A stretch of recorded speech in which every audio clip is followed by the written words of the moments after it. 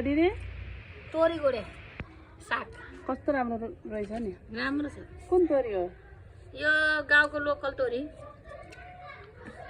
कति रोपन छ तपाईँको यहाँ जग्गा? यो 1 बिघा हो।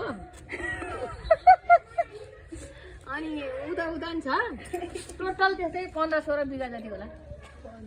यो पनि हो उ यतातिर टन्नै छ अर्गानिक। मलाई पनि दिनु है अलिअलि। हुन्छ। अनि यता चाहिँ के हो नि?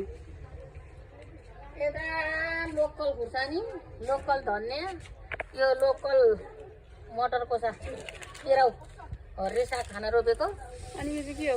दाँतको औषधि के हो? यो दाँत किराले खाएको ठाउँमा यो कुटेर लाउँदाखेरि किरै झर्छ। खतरा रहेछ। यो पथरीको हो, यो बाक्लोवाला पत्ता छ। यो चाहिँ के हो नि? यो छ्यापी दालमा पड्काउने। अनि यो चाहिँ? यो सुप। अनि यो चाहिँ? यो लोकल टमाटर। अनि यो चाहिँ? यो फर्सी उमारेको। ए संसारै टमाटर, फर्सी, तोरी लट्टे खाने बेला भइरहेछ। यहाँ हेर्नु, यहाँ मेथी। अनि प्याज पनि रहेछ। प्याज हरियो प्याज छ। ल धन्यवाद। हामी किन्न आउँछौँ है तपाईँकोमा। आँप पनि रहेछ। आँप छ। पिँडालु रहेछ। पिँडालु छ। फुल पनि रहेछ। फुल रोपेको छु, पूजा गर्नुपर्छ आफूलाई, त्यही भएर। इस्कुस पनि रहेछ।